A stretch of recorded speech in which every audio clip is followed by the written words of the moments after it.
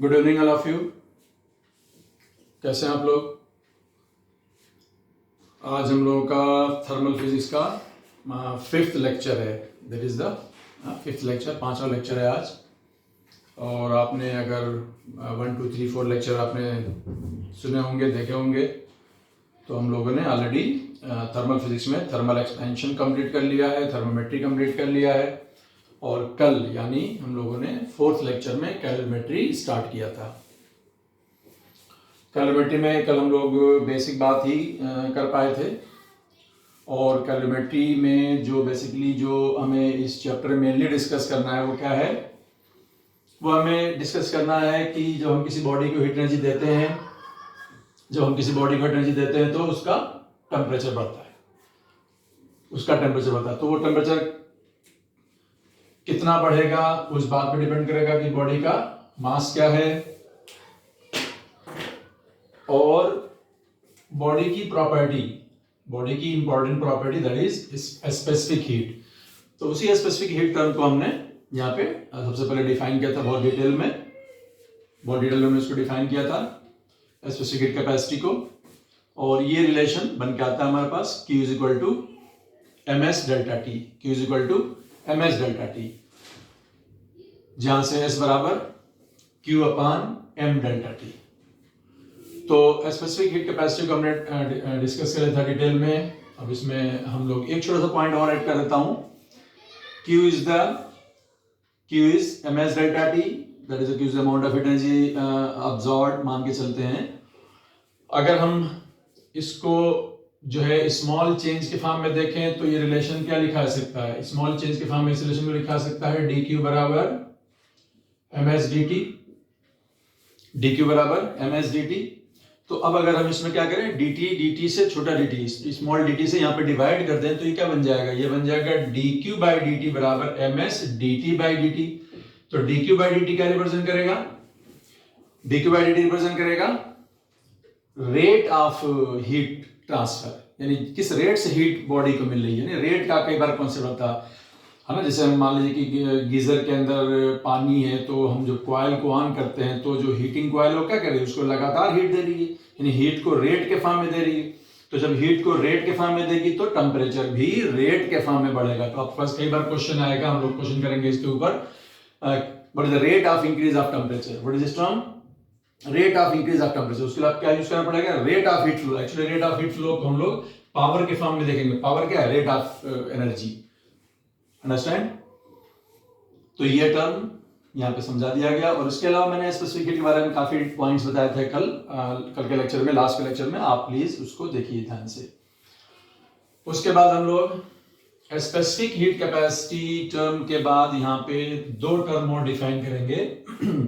पहला टर्म है heat capacity. ये एक एडिशनल टर्म है, बहुत ज्यादा इसकी अहमियत नहीं अलग से, लेकिन कभी अगर आपको पूछा जाए तो आप उसको समझ सकते हो।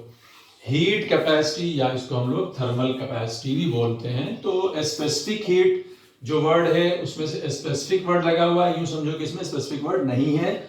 और स्पेसिफिक वर्ड का मीनिंग अगर हमने कभी पहले आपको बताया हो तो यहाँ पे देखिए, जो स्पेसिफिक हीट है उसमें है amount of heat energy per unit mass और पर डिग्री चेंज इन टेम्परेचर। तो यहाँ पे पर यूनिट मास का कॉन्सेप्ट होता है, यानी स्पेसिफिक वर्ड आता है कई बार फिजिक्स में जहाँ पे पर यूनिट मास यानी यूनिट मास के लिए चीजों को डिफाइन किया जाता है। अब यहाँ पे आप देखिए कि हमने क्या किया, Q बराबर ms डेल्टा टी में हमने ms वर्ड को मिला दिया और उसकी जगह सिंगल टर्म बना दिया C, स्मॉल c ले लीजिए चाहे कैपिटल C ले लीजिए, नॉट ए प्रॉब्लम। और C बराबर हमने क्या कर दिया? ms। अब इसी C को हम लोग क्या कहेंगे? हीट कैपेसिटी या थर्मल कैपेसिटी। और जब हम इसको ms को C से रिप्लेस कर देंगे तो Q बराबर हो जाएगा C डेल्टा टी, और यहां से आएगा C is equal to Q upon delta T. तो अब यहां से इसकी यूनिट सबसे पहले देखिएगा, इसकी यूनिट क्या थी? जूल पर किलोग्राम पर केल्विन। यहां पे होगी सिंपली जूल पर केल्विन पर किलोग्राम, यहाँ पे नहीं, पर यूनिट मास वर्ड नहीं आएगा। इसी तरीके से यहाँ पे अगर आप सीजीएस यूनिट की बात करें तो सीजीएस यूनिट यानी जो प्रैक्टिकल यूनिट के फॉर्म में थी वो एस की यूनिट क्या थी? एस की यूनिट थी कैलोरी पर ग्राम पर डिग्री सेल्सियस। तो यहां से पर ग्राम वर्ड नहीं आया, पर ग्राम में टर्म नहीं आया, क्योंकि ये यूनिट मास के लिए नहीं है, ये एक्चुअली गिवन मास के लिए। तो हम यहाँ ये भी देख सकते हैं कि जो C है वो ms है, तो S जो है वो बॉडी के नेचर पे डिपेंड करता था, S मास पे डिपेंड नहीं करता था। लेकिन जो C होगा, जो हीट कैपेसिटी होगी, वो मास पे भी डिपेंड करेगी। तो C बराबर ms, ध्यान रखिएगा, हीट कैपेसिटी मास पे भी डिपेंड करेगी। ज्यादा बड़ा मास होगा तो उसकी हीट कैपेसिटी ज्यादा होगी, सीधी सी बात है, यानी वो ज्यादा हीट एनर्जी अब्सॉर्ब कर सकती है, ये कहने का मतलब है। यहां से एकेडमिक लेवल पे C की डेफिनेशन क्या बनेगी? C बराबर है Q अपान डेल्टा टी। यहां पे लिखा जाएगा if delta T is 1, if delta T is 1, if delta T is 1, तो अगर डेल्टा टी यहां पे 1 हो गया तो C बराबर क्या आ जाएगा? Q।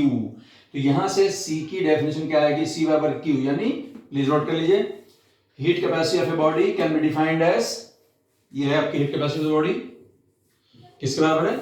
Can be defined as amount of energy required to increase the temperature of given mass. इसमें m बराबर 1 नहीं आया, यहाँ पे m बराबर 1 हम रखा था, आपको याद अगर होगा तो यहाँ पे इसलिए बोलते हैं इसको नॉट फॉर यूनिट मास, बल्कि गिवन मास। जो भी मास होगा उसको एनर्जी हमको देनी पड़ेगी, पूरी की पूरी बॉडी को एनर्जी देनी पड़ेगी। स्पेसिफिक हीट में पर यूनिट मास का कॉन्सेप्ट था। तो सीधा definition note down, heat capacity of a body can be defined as amount of heat required to increase the temperature of given mass. That is important term. Given mass of the body, given mass of the body by 1 degree. 1 degree वो degree Celsius है कि वो kelvin में है, वो unit word इस्तेमाल करते हैं, डिग्री वर्ड 1 डिग्री इस्तेमाल कर लेते हैं। तो ये है आपका हीट कैपेसिटी पैरामीटर जो रिलेटेड है स्पेसिफिक हीट से। तो आप देख लीजिएगा, कई बार ये दोनों टर्म थोड़ा सा मिक्स होकर आ जाते हैं कि हमें अंदाजा लगाने में कभी दिक्कत होती है कि कौन सा वाला बोला गया है, स्पेसिफिक हीट वर्ड बोला गया है या हीट कैपेसिटी इस्तेमाल होगा। उसको कई बार हम यूनिट से भी पहचान लेते हैं। तो यहाँ पे यूनिट होगी जूल पर केल्विन और यहाँ पे होगी जूल पर किलोग्राम पर केल्विन, या कैलोरी के फॉर्म में होगा तो कैलोरी पर केल्विन, यहाँ पे होगा कैलोरी पर ग्राम पर केल्विन। ओके, तो let us go for the next parameter. ये भी स्पेसिफिक हीट से रिलेटेड है। यहाँ पे जो हम लोग सब्सटेंस लेते हैं उसकी जो क्वांटिटी है, उसका जो अमाउंट है, उसको हम लोग यहाँ पे मास के टर्म्स में रिप्रेजेंट करते हैं। मास की यूनिट डेफिनेटली यहाँ पे ग्राम या किलोग्राम का इस्तेमाल करते हैं। लेकिन यहाँ पे अगला टर्म आपके पास क्या आ रहा है? Molar specific heat. अब उसको मोलर हीट कैपेसिटी बोल सकते हैं, मोलर स्पेसिफिक हीट कैपेसिटी बोल सकते हैं। मोलर स्पेसिफिक हीट हम यहाँ पे वर्ड यूज इस्तेमाल करेंगे। तो यहाँ पे जो चेंज आएगा वो क्या आएगा? मोलर। मोलर वर्ड कहां से आ रहा है? यानी जो हमारा अमाउंट ऑफ सब्सटेंस इस्तेमाल होगा, जो अमाउंट सब्सटेंस का इस्तेमाल होगा, वो मास जिसकी यूनिट किलोग्राम या ग्राम के बजाय यहाँ पे मोल के फॉर्म हो गया। आप जानते हो मोल है ना, अमाउंट ऑफ सब्सटेंस एक फिजिकल क्वांटिटी है और जिसकी यूनिट मोल के फॉर्म में इस्तेमाल की जाती है। तो यहाँ पे मोल, क्योंकि गैसेज में हम जाते हैं तो वहां पे हम ज्यादातर है ना मास को ग्राम या किलोग्राम के बजाय मोल के फॉर्म में प्रेजेंट ज्यादा करते हैं। आपकी आइडियल गैस कुछ आपने पढ़ी होगी, PV is NRT, very popular, n is the number of moles. तो मोल के फॉर्म में चीजें पॉपुलर होती हैं खास तौर से गैसीय सिस्टम में। तो यहाँ पे जो हमारा मोलर फॉर्म में आएगा, मोलर स्पेसिफिक हीट, उसके लिए हम इसी ग्राम स्पेसिफिक हीट जो हमने स्पेसिफिक हीट कैपेसिटी दिखाई उसी से इसको कोरिलेट करेंगे। जैसे हमारे पास यहाँ पे हमारे पास रिलेशन था Q बराबर MS डेल्टा T। तो इसमें क्या करिए आप, यहाँ पे कैपिटल M से डिवाइड कीजिए और कैपिटल M से मल्टीप्लाई कीजिए।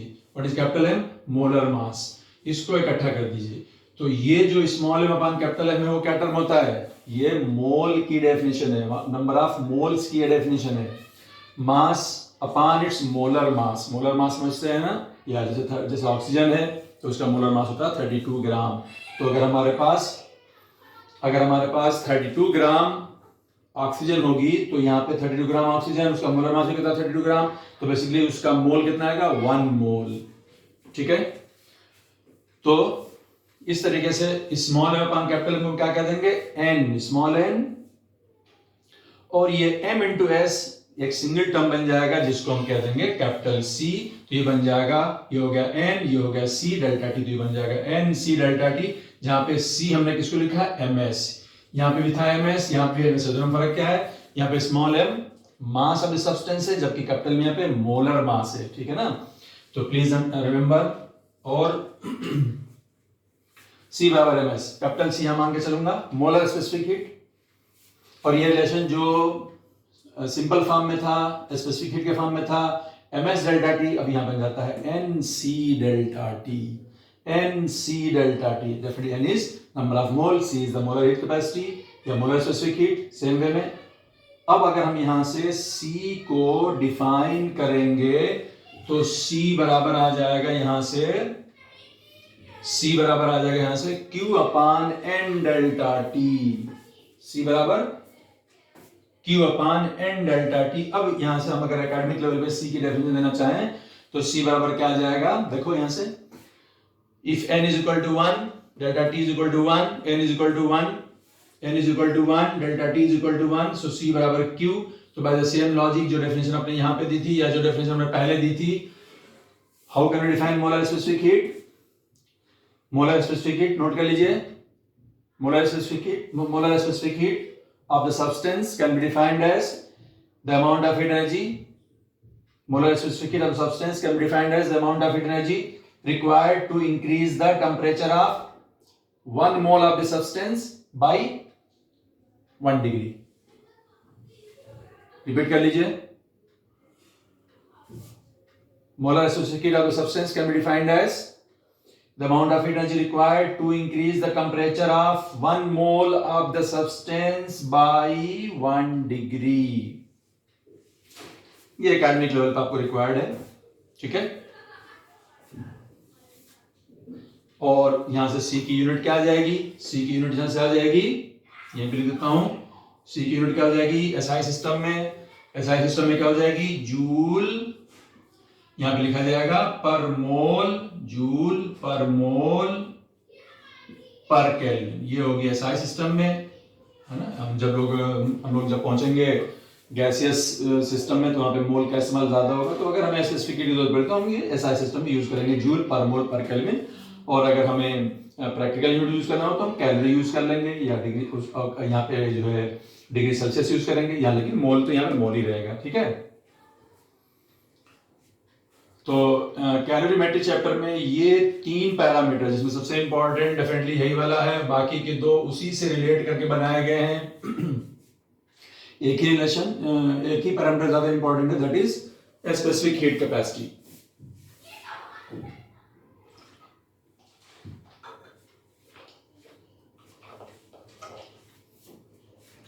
राइट, देख लीजिए ध्यान से। उसके बाद जैसा कि मैंने बताया था आपको, स्पेसिफिक हीट कैपेसिटी किन किन चीजों पे डिपेंड करती है, मैंने बहुत सारे पॉइंट मार्क किए थे। उसमें से एक पॉइंट था टेम्परेचर। किसी भी गिवन बॉडी की जो स्पेसिफिक हीट है, that will depend upon the nature of the substance. Nature of the substance के अलावा सेम नेचर, लाइक वाटर मान लिया जाए या कोई भी सॉलिड मान लिया जाए, तो टेम्परेचर के साथ भी स्पेसिफिक हीट उसकी वैरी करती है, कर सकती है। तो यहाँ पे हमको एकेडमिक लेवल पे भी ये मेंशन है और हमें कंपटीशन के पॉइंट ऑफ व्यू से भी ये मालूम होना चाहिए कि स्पेसिफिक हीट गिवन सब्सटेंसेस की, किसी भी गिवन सब्सटेंस की किस तरीके से टेम्परेचर के साथ वैरी कर रही है। तो ये 2 इंफॉर्मेटिव ग्राफ हमारे पास है, इनको हमें ध्यान रखना होगा। पहला ग्राफ वाटर का है, बहुत माइन्यूट ऑब्जर्वेशन के साथ है। वाटर की स्पेसिफिक हीट मैंने बताई थी आपको, वाटर की स्पेसिफिक हीट कितनी बताई थी, S water was 1 calorie per ग्राम पर डिग्री सेल्सियस। 1 कैलोरी पर ग्राम पर डिग्री सेल्सियस। देखिए यहाँ पे आप देखेंगे कि जो वाटर की स्पेसिफिक हीट है वो टेम्परेचर के साथ वैरी कर रही है। ये ग्राफ हमको बताया गया है, टेम्परेचर के साथ ये वैरी कर रही है। तो अगर हम देखें 0 डिग्री सेल्सियस स्टार्ट करें तो इसकी वैल्यू नियरली 1.04 है, जो हम 1 एक्सपेक्ट करते हैं वो एवरेज वैल्यू है ना, उसको हमने एवरेज मान लिया, थोड़ा मोड़ा वेरिएशन को नेग्लेक्ट कर लिया होगा। और फिर धीरे धीरे घट के ये यहाँ पे 15 डिग्री के आसपास, 15 डिग्री के आसपास ये हो जाती है 1, यानी एग्जैक्टली 1 वो 15 के आसपास, फिर आगे जाके फिर किसी और टेम्परेचर पे हम उसको नहीं यहाँ पे मेंशन कर रहे हैं क्योंकि वो हाई टेम्परेचर होगा, नॉर्मली हम इस टेम्परेचर में रहते होंगे। तो इसीलिए आपको याद होगा कि हमने जो स्पेसिफिक हीट की डेफिनेशन दी थी Q बराबर S बराबर Q upon M delta T, तो यहां पे हमने बताया था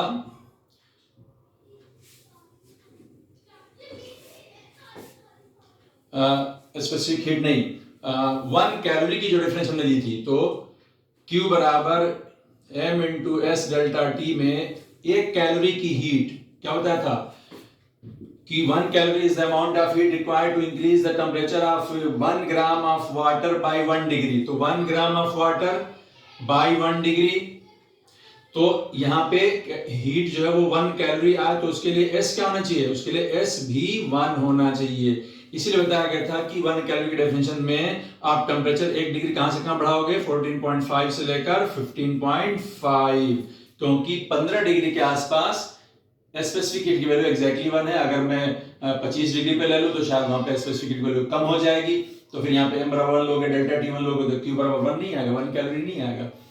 और इसी तरह से मैं 0 या 1 0 से 1 जाऊं तो वहां हो सकता है कि जो है एक डिग्री से 1 कैलोरी से ज्यादा की एनर्जी जरूरत पड़े 1 ग्राम के वाटर का टेम्परेचर बढ़ाने के लिए। I think my point is clear, ये कोई बहुत बड़ी बात नहीं है, फिर भी है ना आपको समझ लेना चाहिए। तो 1 कैलोरी की डेफिनेशन में 1 डिग्री टेम्परेचर बढ़ाने की बात है, लेकिन वो 14.5 से 15.5 से रखा गया था। तो ये आपका graph just to remember, just to know water के स्पेसिफिक हीट टेम्परेचर के साथ कैसे वेरी करती है वो आपके सामने है। और उसके बाद यहाँ पे कुछ मेटल्स की बात की गई है ना, हमें इनके बारे में कोई डिटेल में नहीं पढ़ना है और एक रफ आइडिया होना चाहिए। तो ये बताया गया है कि मेटल्स की स्पेसिफिक हीट खास तौर से लोअर टेम्परेचर रीजन में वेरी करती है directly proportional to T cube. ये एग्जैक्ट फार्मूला नहीं है, रफ आइडिया है।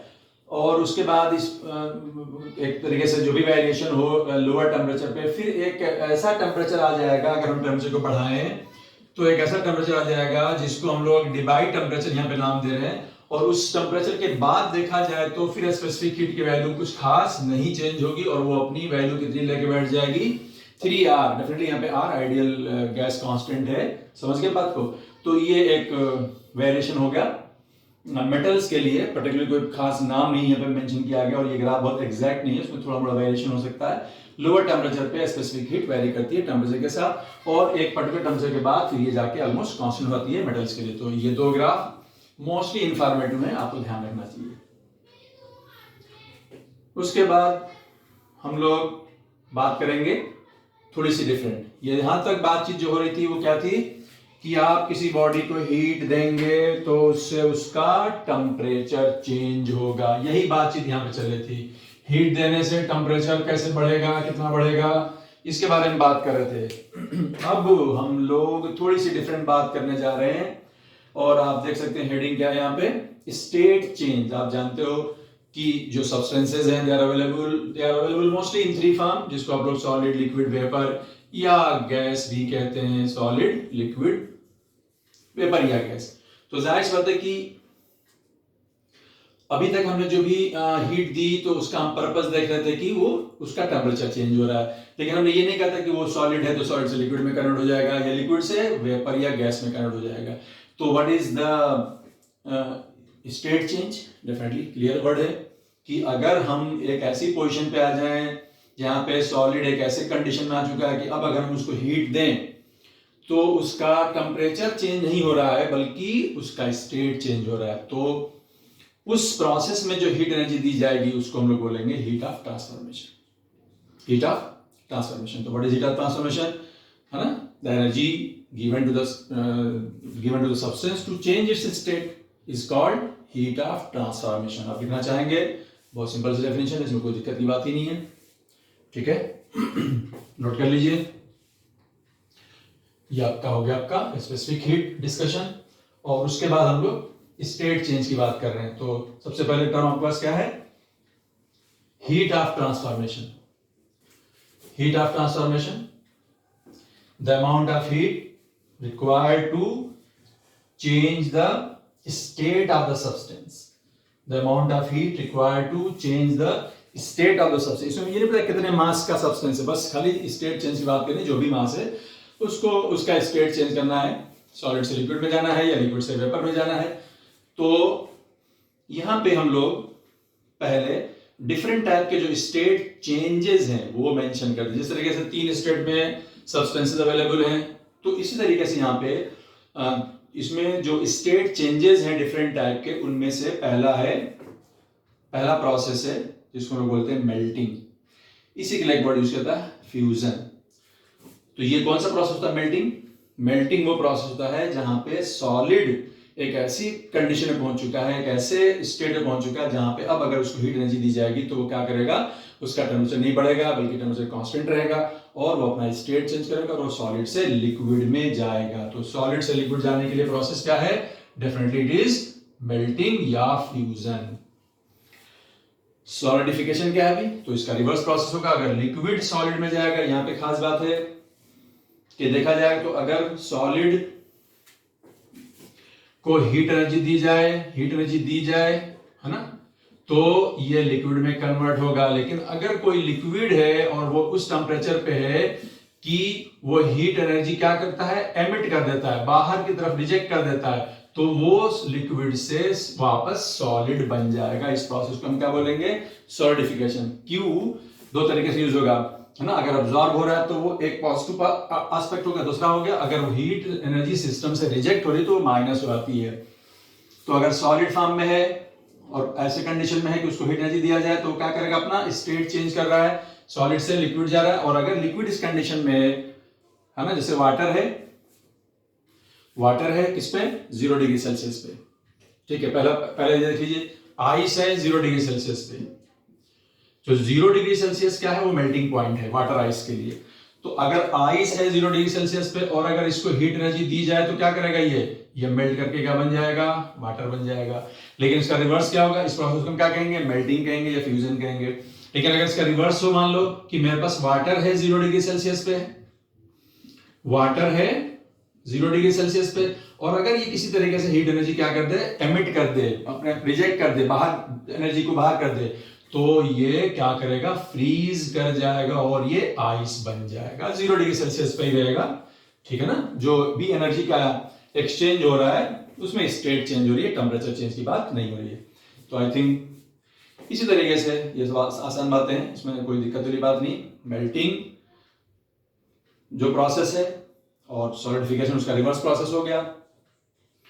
तो ये दो टाइप के स्टेट चेंजेस ज्यादा इंपॉर्टेंट है, मेल्टिंग और बॉइलिंग जिसके हम दूसरा वर्ड यूज कर सकते हैं वेपराइजेशन। तो इसमें क्या हो रहा होगा? लिक्विड से वेपर में कन्वर्ट हो रहा होगा। वेपर या गैस भी बोलते हैं, यहाँ पे हम उसके डिफरेंस को नहीं बात करेंगे, उसमें कुछ डिफरेंस थोड़ा बड़ा होता होगा, लेकिन हम अभी पर वक्त वेपर बोल रहे हैं इसको, ठीक है। वेपराइजेशन, ठीक है। वेपराइजेशन इज नथिंग बट है ना, conversion of liquid into vapour. तो जाहिर सी बात है, अगर लिक्विड है, जैसे मान लीजिए वाटर है ऑलरेडी, वाटर का जो बॉइलिंग पॉइंट होता है वो कितना होता है? 100 डिग्री सेल्सियस, है ना। उसमें प्रेशर का भी कॉन्सेप्ट होता है, अभी प्रेशर के कॉन्सेप्ट को अभी नहीं शामिल कर रहे हैं। अगर हम इसको हीट एनर्जी देंगे तो क्या करेगा? अब इसका टेम्परेचर फर्दर नहीं बढ़ेगा, बल्कि ये क्या करेगा? ये वेपर में कन्वर्ट हो जाएगा, जिसको हम लोग स्टीम भी बोलते हैं यहाँ पे, ठीक है ना। इस बीच में मानेंगे कि टेम्परेचर चेंज नहीं होगा, 100 डिग्री सेल्सियस पे वाटर था और 100 डिग्री सेल्सियस पे स्टीम बन जाएगी, वेपर बन जाएगी। और इसका रिवर्स प्रोसेस क्या होगा? तो ये प्रोसेस क्या हो गया आपका? ये प्रोसेस हो गया आपका वेपराइजेशन या बॉइलिंग। और इसका रिवर्स प्रोसेस क्या होगा कि अगर मेरे पास स्टीम है 100 डिग्री सेल्सियस पे और ये हीट एनर्जी ऑब्जॉर्ब करने के बजाय क्या कर दे? रिजेक्ट कर दे, तो ये क्या हो जाएगी? हाँ, ये लिक्विड फॉर्म में कन्वर्ट हो जाएगी। इसको हम लिक्विफिकेशन भी कहते हैं या कंडेंसेशन कहते हैं, लिक्विफिकेशन या कंडेंसेशन। तो ये मतलब जानते हैं, ये दो इंपॉर्टेंट स्टेट चेंजेस हैं, इनका ज्यादा यूज होता है। इसके अलावा कुछ और भी स्टेट चेंजेस हो सकते हैं, उनमें से एक है आपके सामने सब्लिमेशन। सब्लिमेशन कौन सा प्रोसेस होता है भाई? डायरेक्टली कोई सब्सटेंस ऐसा है, पर्टिकुलर वैसा सब्सटेंस हो सकता है, हर एक सब्सटेंस के अंदर वो प्रॉपर्टी एक जैसी नहीं होगी, किसी में होगी किसी में नहीं भी हो सकती। सब्लिमेशन में क्या होगा? डायरेक्टली वो सॉलिड से वेपर हो जाता है, सॉलिड से डायरेक्टली वेपर बन जाता है, उसको हम लोग सब्लिमेशन कहते हैं। इसका एक एग्जांपल यहाँ पे कैम्फर है। कैम्फर समझते हैं ना, जिसको हम लोग हिंदी में क्या बोलते हैं, कपूर बोलते हैं। तो उसके अंदर ये प्रॉपर्टी है कि वो डायरेक्टली सॉलिड से वेपर बन जाएगा ना, सॉलिड बॉडी सीधा वेपराइज हो जाएगी। इसी तरीके से इसका जो रिवर्स प्रोसेस है, तो सॉलिड से सीधा वेपर बन जाना क्या हो गया हमारा, सब्लिमेशन हो गया। और अगर इसका कोई रिवर्स प्रोसेस हो जाए जहां पे डायरेक्टली जो वेपर है वो सॉलिड बन जाए, जैसे हवा में जैसे टेम्परेचर जो भी है, तो वो अचानक से कुछ चेंजेस हुए और अचानक से जो वेपर थी जो समझ रहे हो, तो वो डायरेक्टली सॉलिड बन गई। तो उसको हम लोग बोलते हैं होरफ्रोस्ट। फ्रोस्ट है ना, ये फ्रोस्ट जम जाना बोलते हैं, फ्रोस्ट वर्ड जम जाना। हम लोग फ्रीज में वर्ड इस्तेमाल करते हैं ना, फ्रीज उसमें डीफ्रोस्ट का कॉन्सेप्ट होता है कि डीफ्रोस्ट कर दो इसको, तो वो फ्रोस्ट जम जाते हैं, अचानक से जम जाना। यस, तो ये हो गया आपका सब्लिमेशन, ठीक है, और होरफ्रोस्ट, ये एक दूसरे के अपोजिट हो गए। और उसके बाद इसमें जो नेक्स्ट प्रोसेस है वो है रेगुलेशन।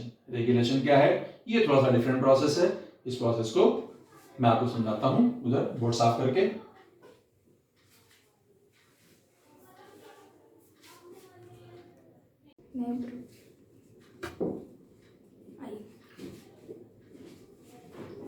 ओके, सो हम लोग स्टेट चेंज की बात कर रहे थे, जिसमें स्टेट चेंज में सॉलिड से liquid, that is melting, liquid से वेपर बनना, vaporisation, that is also called boiling, और उसके अलावा सब्लिमेशन बताया। सब्लिमेशन डायरेक्टली जो है वो क्या था, सॉलिड से वेपर बन जाना, और उसका रिवर्स क्या था, होरफ्रोस्ट, फ्रोस्ट हो जाना, यानी सीधा वेपर से सॉलिड बन जाना।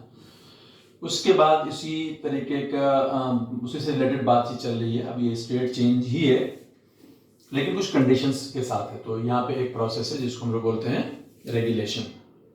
रेगुलेशन की डेफिनेशन आपके सामने देखिए। रेगुलेशन क्या है, melting of ice, particularly ice के रेस्पेक्ट में बात की जा रही है, किसी और सब्सटेंस के बारे में नहीं हम बात कर रहे हैं यहाँ पे। Melting of ice under pressure, यानी नॉर्मली जो है आइस जो है वो मेल्ट करेगा 0 डिग्री सेल्सियस पे, लेकिन melting of ice under pressure, यानी प्रेशर अगर हम बढ़ा दें तो हो सकता है कि वो 0 डिग्री के बजाय और कम टेम्परेचर पे ही मेल्ट कर जाए, -1 पे, -2 पे, -5 पे ही मेल्ट कर जाए। -5 पे मेल्ट नहीं करना चाहिए, लेकिन वो प्रेशर उस पर लगाने से मेल्ट कर जाएगा। ठीक है, तो ये जो सिचुएशन है वो थोड़ा डिफरेंट टाइप की, और उस मतलब ये प्रोसेस को हमें समझना होगा। तो what is regulation, please note कर लीजिए। Melting of ice under pressure, ये बिल्कुल एकेडमिक लैंग्वेज है, आपको पता होना चाहिए, ये टर्म पूछे जा सकते हैं कभी भी किसी भी लेवल पर। Melting of ice under pressure and it's resolidification, ये दो प्रोसेस होगा, एक तो मेल्ट होगा फिर वापस एक रीसॉलिडिफाई हो जाएगा, दोनों का कंबाइंड जो प्रोसेस है वो रेगुलेशन है। Melting of ice under pressure and it's resolidification when pressure is release, जब प्रेशर को हम वापस कम कर देंगे तो फिर वो क्या करेगा, सॉलिडिफाई हो जाएगा, वापस वो आइस बन जाएगा। इस प्रोसेस को हम लोग बोलते हैं regulation. Melting of ice under pressure and it's resolidification when pressure is reduce release is called regulation. तो ये डेफिनेशन आ गई हमारे पास, और इसका एग्जाम्पल यहाँ पे मैंने एक इलस्ट्रेशन यहाँ पे शो किया हुआ है। ये इलस्ट्रेशन एनसीईआरटी में समझा रखा है, बहुत कोई इंपॉर्टेंट बात नहीं, बहुत बड़ी बात नहीं है। यहाँ पे आप देख सकते हैं ये दो टेबल हैं, दो टेबल के बीच में गैप है, और एक आइस का एक बड़ा स्लैब है ना, आइस का एक बड़ा स्लैब दोनों टेबल के बीच में रख दिया, दोनों टेबल के सहारे से रख दिया गया है।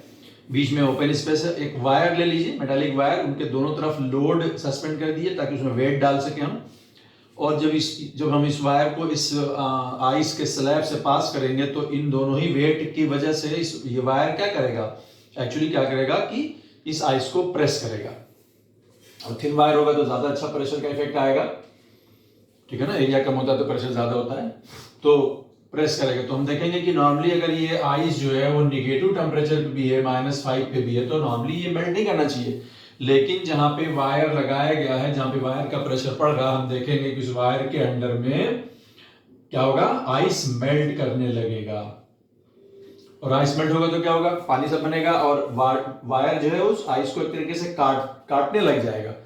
और धीरे धीरे वायर आइस को काटते हुए नीचे तक आएगा, और जब वायर काट के नीचे आएगा तो जो ऊपर का हिस्सा होगा वापस जम जाएगा, वापस फ्रीज हो जाएगा, क्योंकि वहां से प्रेशर हट चुका है, प्रेशर तो नीचे आ गया है। तो ये प्रोसेस को एनसीईआरटी में भी समझा रखा है। आपको समझाने के लिए एक एग्जांपल है खाली कि प्रेशर के अंडर में आइस क्या करेगा, मेल्ट करेगा, जो कि अभी अपने मेल्टिंग पॉइंट पे नहीं है, वो निगेटिव टेम्परेचर पे है,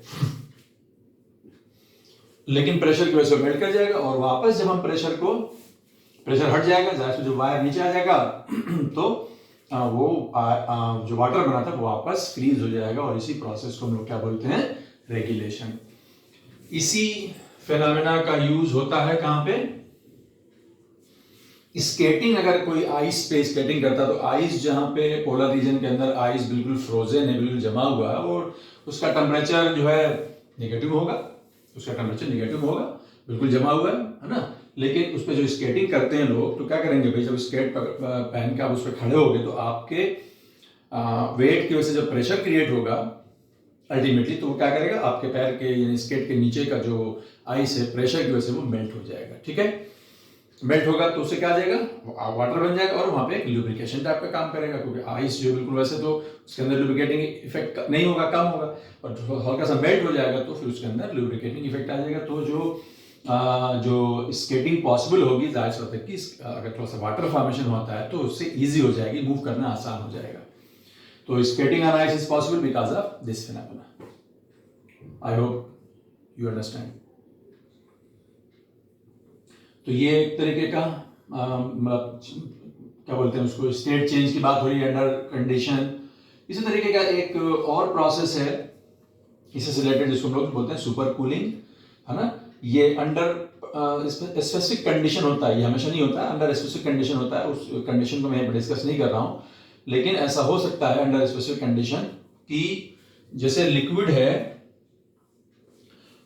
हम उसका टेम्परेचर घटाएं, लिक्विड है उसका टेम्परेचर घटाएं, जैसे मान लो कि वाटर है तो उसका टेम्परेचर घटाएं, 5 डिग्री है, 4, 3, 2 जो भी है, 3, 2, 1, और जीरो से निगेटिव चला जाएगा, यानी जीरो पे वो फ्रीज नहीं करेगा, बल्कि वो माइनस में चला जाएगा और फ्रीज नहीं करेगा, यानी कि है ना -1 पे वो वाटर फॉर्म में ही रहेगा।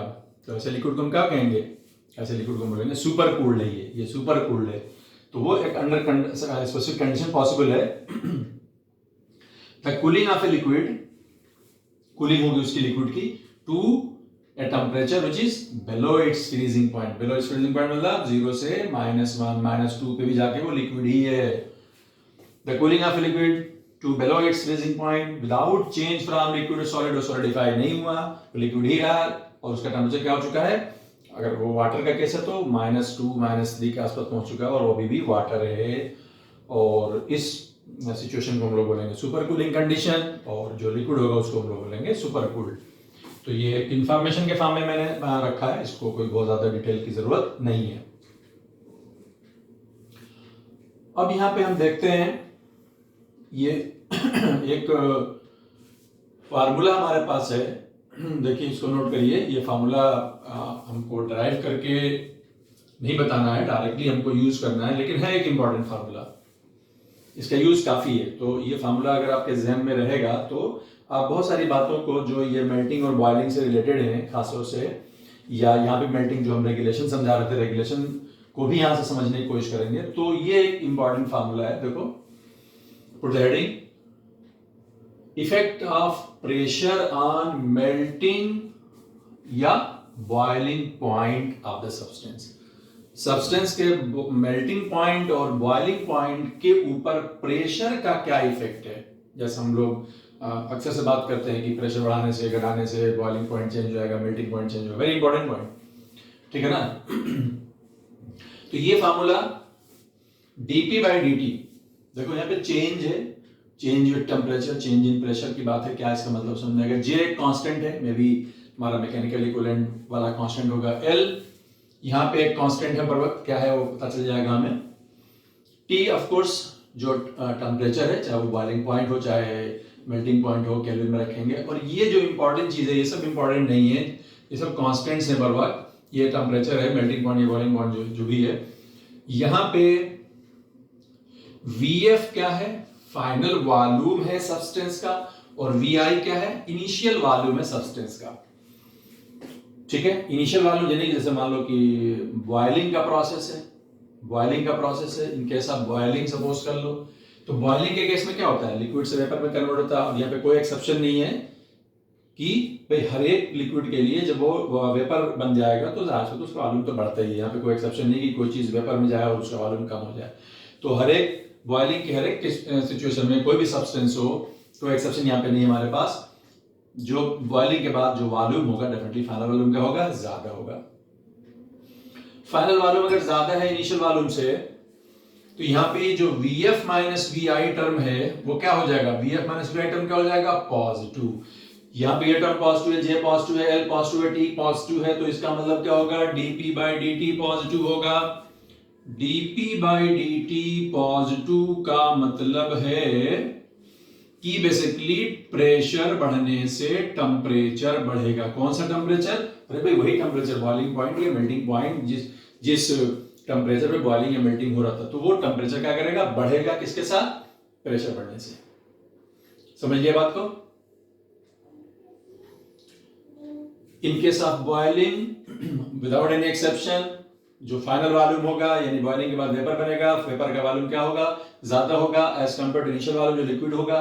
तो यहाँ पे VF माइनस VI टर्म क्या आएगा, पॉजिटिव आएगा। ये पॉजिटिव है, ये पॉजिटिव, ये पॉजिटिव, ये भी पॉजिटिव, तो अल्टीमेटली ये भी पॉजिटिव होगा। ये पॉजिटिव का मतलब क्या होगा, ये पूरा टर्म पॉजिटिव का मतलब क्या होगा कि प्रेशर बढ़ेगा तो टेम्परेचर बढ़ेगा, क्योंकि ये रेट है, एक चीज बढ़ रही है दूसरी चीज बढ़ रही है तो रेट पॉजिटिव होता है भाई। ठीक है, और यहाँ पे प्रेशर बढ़ने से टेम्परेचर बढ़ेगा। कौन सा टेम्परेचर बढ़ेगा, अरे भाई जो टेम्परेचर जिसकी हम बात करें, मेल्टिंग पॉइंट का जो टेम्परेचर है, बॉइलिंग पॉइंट का जो टेम्परेचर है, वो टेम्परेचर बढ़ जाएगा। यानी बॉइलिंग अब हाई टेम्परेचर पे होगी, बॉइलिंग अब हाई टेम्परेचर पे होगी। जैसे एग्जांपल अगर हम ले किसका, वाटर का, वाटर का हमारा बेहतरीन एग्जांपल है। तो अब इसका एग्जांपल हम समझाते हैं तो क्या होगा, बॉइलिंग पॉइंट क्या होगा, will always increase with increase in pressure. Boiling point बढ़ जाएगा। नॉर्मली बॉइलिंग पॉइंट क्या माना जाता है वाटर का, 100 डिग्री सेल्सियस स्केल पर। तो अगर प्रेशर बढ़ा दिया जाए, जैसे कि क्या होता है प्रेशर कुकर के अंदर, नहीं प्रेशर कुकर में क्या होता है, जब हम उसमें उसको पैक कर देते हैं, ठीक है, सीटी लगाते हैं ताकि उसमें प्रेशर रिलीज हो, ये अलग बात है। लेकिन अगर प्रेशर रिलीज नहीं हो रहा बर वक्त, तो उसके अंदर स्टीम बनती जा रही है और वो पूरा एक तरीके से पैक्ड है, तो उसका प्रेशर बढ़ जाएगा। प्रेशर बढ़ने से क्या होता है, प्रेशर बढ़ने से क्या होता है कि बॉइलिंग पॉइंट बढ़ गया। बॉइलिंग पॉइंट बढ़ गया तो पानी जो 100 डिग्री सेल्सियस बॉयल हो जाएगा, वो पानी बॉयल नहीं होगा, और वो पानी का टेम्परेचर बढ़ जाएगा 100 से 102, 103, 105, 110 हो गया, और वो बॉयल नहीं हो रहा, क्योंकि बॉयल अगर हो गया तो फिर स्टीम बन के निकलना चाहेगा जल्दी से, तो पानी बॉयल होता रहेगा। जैसे हम लोग को कोई खाना बनाना है, दाल है, पर्टिकुलरली बात करते हैं हम लोग, तो बोलते हैं इसको गलाना है, तो जाहिर सी बात है कि वो अगर 100 डिग्री को नहीं गल रही है, उसको गलने के लिए, मेल्ट होने के लिए, अच्छे से डिजॉल्व होने के लिए टेम्परेचर ज्यादा चाहिए। अगर पानी है 100 डिग्री पे बॉयल कर जाएगा, तो पानी बॉयल होकर के वेपर बन गया, खत्म हो गया, तो फिर बचेगा दाल, तो उसी की वजह से रह जाएगी कच्ची। तो इसमें उसका यूज होता है कि पानी वहां पे बॉयल नहीं होगा 105 पे, 106 पे भी, और दाल को गलने के लिए टेम्परेचर 105-6 चाहिए, जो भी चाहिए, तो वहां पे पानी के फॉर्म में अवेलेबल है, क्योंकि अगर वो स्टीम में कन्वर्ट होकर चला गया तो फिर वो दाल वहां पे रह जाएगी। समझ के बात को। इस तरीके से प्रेशर कुकर के अंदर जो है प्रेशर बढ़ा के बॉइलिंग पॉइंट को बढ़ा दिया जाता है, ताकि जल्दी से बॉयल होकर पानी खत्म ना हो। इसी का रिवर्स देखा जाए तो क्या होता है, बताते हैं हमको, आप में से कुछ लोगों को अंदाजा हो कि it is difficult to cook on the mountain area. जो हिली एरिया में जाएंगे तो हिली एरिया में क्या होता है, वहां पे मामला उल्टा हो जाएगा। वहां पे क्या होगा, वहां पे प्रेशर कम हो चुका है, प्रेशर कम हो गया तो बॉइलिंग पॉइंट कम हो गया, यानी जो पानी नॉर्मली 100 डिग्री पे बॉयल होना चाहिए, वो पता चला कि भाई 90-95 पे ही बॉयल होने लगा, तो अब तो और मुश्किल हो गया।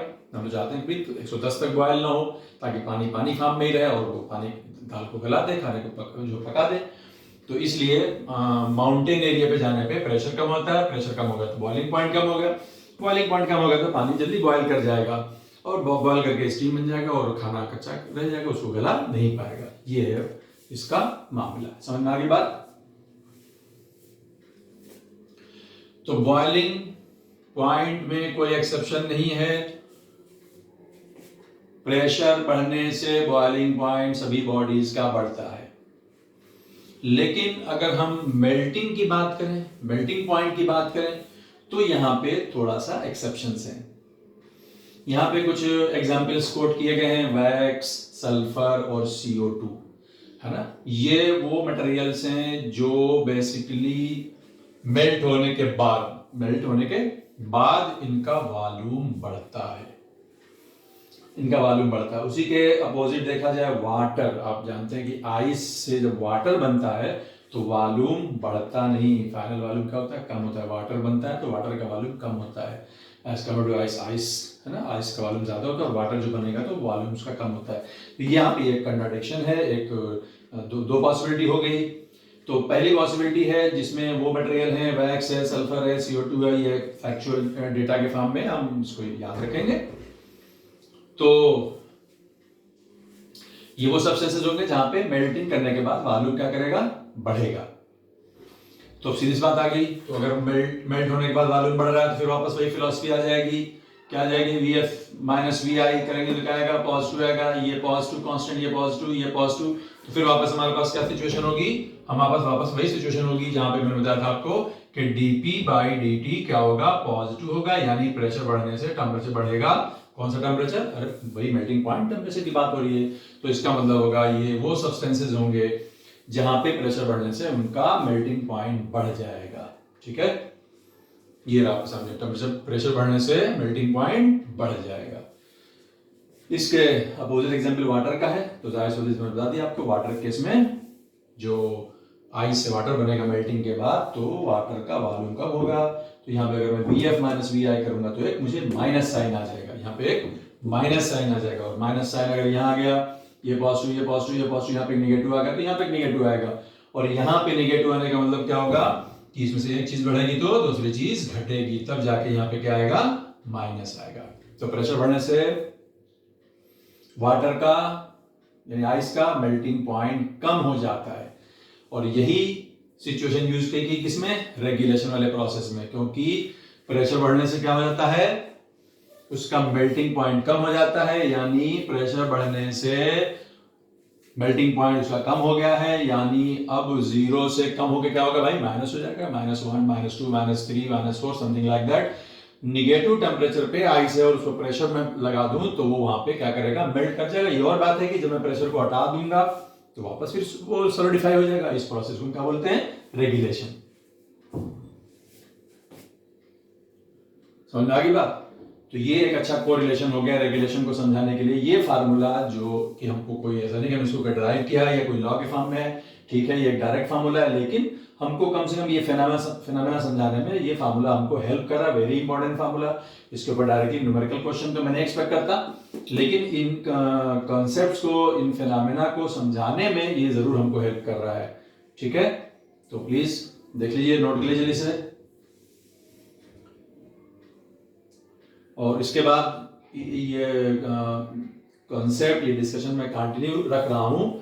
और अब हम लोग बेसिकली जो है ये जो स्टेट चेंज का प्रोसेस है, लिक्विड सॉलिड से लिक्विड, लिक्विड से वेपर या सॉलिड से वेपर, ये सारे जो स्टेट चेंज है हम उसको एक डायग्राम पे शो करते हैं, एक डायग्राम पे शो करते हैं, जिसको हम लोग फेज डायग्राम भी बोलते हैं। उसमें सारे फेजेस को शो किया जाता है और ये भी शो किया जाता है कि भाई किस तरीके से जो है प्रेशर के बढ़ने से सॉलिड से लिक्विड जाने की जो पॉसिबिलिटी है, that is your melting point, ये बॉइलिंग पॉइंट के ऊपर प्रेशर का क्या इफेक्ट है, उसमें सारा चीज दिखाई देती है, जिसको हम लोग फेज डायग्राम कहते हैं। वो डायग्राम एनसीईआरटी में बना हुआ है और उस डायग्राम को हम यहाँ पे कॉपी करके समझ लेंगे, क्योंकि वो एक इंपॉर्टेंट डिस्कशन होगा। तो इसको जल्दी से नोट कर लीजिए।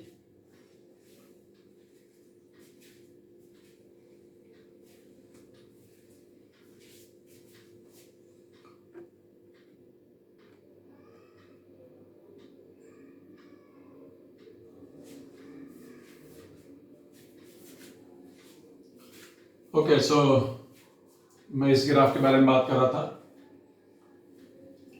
ये बेसिकली फेज डायग्राम कहा जाता है, प्रेशर टेम्परेचर फेज डायग्राम। और इस पे हम लोग ट्रिपल पॉइंट को भी शो करते हैं। ट्रिपल पॉइंट डिफाइन किया गया था पहले, एक ऐसा टेम्परेचर या एक ऐसी स्टेट जहां पे हम कह सकते हैं कि all the 3 states of the substance can को एग्जिस्ट टूगेदर, है ना। तो ये ग्राफ जो बनाया गया है, that is your phase diagram, pressure versus temperature graph के फॉर्म में। यहाँ पे हमने दो सब्सटेंसेस के लिए ड्रॉ किया, एक हमारा है वाटर और दूसरा है CO2, चूंकि दोनों में डिफरेंस हमने समझाया था। यहाँ पे मेल्टिंग पॉइंट जो है क्या होता है, वो प्रेशर बढ़ने से यहाँ पे मेल्टिंग पॉइंट बढ़ता है, और जबकि वाटर गैस में प्रेशर बढ़ने से मेल्टिंग पॉइंट घटता है, याद है? इसीलिए मैंने ये पार्ट भी मिटाया नहीं यहाँ पे, ठीक है ना। तो सबसे पहले अगर हम वाटर की स्टडी करें तो दोनों ही ग्राफ में देखें, सबसे पहले यहाँ पे 3 रीजन है, 1, 2 और 3। ये रीजन कौन सा रीजन है? ये वो रीजन है जहां पे बॉडी जो है सब्सटेंस और सॉलिड फॉर्म में अवेलेबल होगा हमको, ठीक है। यहाँ पे लिक्विड फॉर्म में और यहाँ पे वेपर फॉर्म में। तो ये जो लाइन है बेसिकली वो एक तरीके से, इस लाइन को हम लोग क्या नाम दे सकते हैं? इस लाइन को हम लोग नाम दे सकते हैं, this is basically fusion line. What is line? Fusion line. ये फ्यूजन लाइन है क्योंकि यहाँ पे कन्वर्जन होगा सॉलिड से लिक्विड एंड वाइस वर्सा। तो इसके ऊपर जितने पॉइंट होंगे वो सारे के सारे मेल्टिंग पॉइंट शो किए जाएंगे, क्योंकि वहां पे सॉलिड से लिक्विड या लिक्विड से सॉलिड में कन्वर्जन होता रहेगा। तो यहाँ पे एक तो ये लाइन हो गई। उसके बाद ये जो दूसरी लाइन है जो यहाँ से यहाँ जा रही है ना, इसका नाम अगर मैं O कह दूं, इसका नाम कुछ भी A कह दूं, तो ये जो लाइन है इसके आगे जाएगी। What is this line? यहाँ पे कन्वर्जन कहाँ से कहाँ हो रहा है? यहाँ पे कन्वर्जन हो रहा है लिक्विड से वेपर। तो इस लाइन को हम लोग क्या बोल सकते हैं? वेपराइजेशन लाइन, है ना। वेपर लाइन कह दो, बराबर वेपराइजेशन लाइन, ठीक है ना। यहाँ पे कन्वर्जन होगा लिक्विड से वेपर के बीच में, ठीक है। तो ये सारे पॉइंट जो है वो बॉइलिंग पॉइंट शो करेंगे, और हम देखेंगे कि जैसे जैसे आप प्रेशर अगर बढ़ाएंगे तो आप ये देखेंगे कि बॉइलिंग जो है वो हायर टेम्परेचर पे होगी। प्रेशर बढ़ेगा तो बॉइलिंग के लिए भी टेम्परेचर क्या करेगा? बढ़ेगा। इस ग्राफ का स्लोप क्या है? पॉजिटिव है। बॉइलिंग वाला पार्ट dp by dt क्या है? पॉजिटिव। स्लोप समझते हैं ना, dp by dt dy by dx positive है। तो यहाँ पे कोई एक्सेप्शन नहीं है, यहाँ भी एक्सेप्शन नहीं है। देखो अगर हम CO2 में जाए तब भी यहाँ पे इस ग्राफ का स्लोप क्या है? पॉजिटिव है। ये हमारी है वेपर लाइन, ठीक है ना। लेकिन इस ग्राफ में देखेंगे, दोनों में कंपेयर करेंगे तो क्या होगा? यहाँ पे इसका ग्राफ पॉजिटिव है जबकि यहाँ पे इसका ग्राफ निगेटिव है। ये कौन सी लाइन है? फ्यूजन लाइन है, मेल्टिंग वाली लाइन है। और मेल्टिंग पॉइंट के बारे में क्या बताया गया था वाटर के लिए? कि प्रेशर बढ़ने से टेम्परेचर घटता था। इस ग्राफ पे आप देखिएगा कि ये जो लाइन है वो फ्यूजन लाइन है, और आप प्रेशर बढ़ा रहे हैं तो टेम्परेचर घट रहा है। देखिए ग्राफ पीछे जा रहा है ना, इसका स्लोप क्या है? निगेटिव है। तो इसका मतलब होगा कि प्रेशर बढ़ने से मेल्टिंग पॉइंट घटेगा। देखो ये जो पॉइंट है, ठीक है, जिसको हम लोग ट्रिपल पॉइंट बोलेंगे, तो ये है हमारा 0.01 डिग्री सेल्सियस। इसी को हम लोग बोलते हैं 273.16 केल्विन, जो कि होता है 0.01 डिग्री सेल्सियस।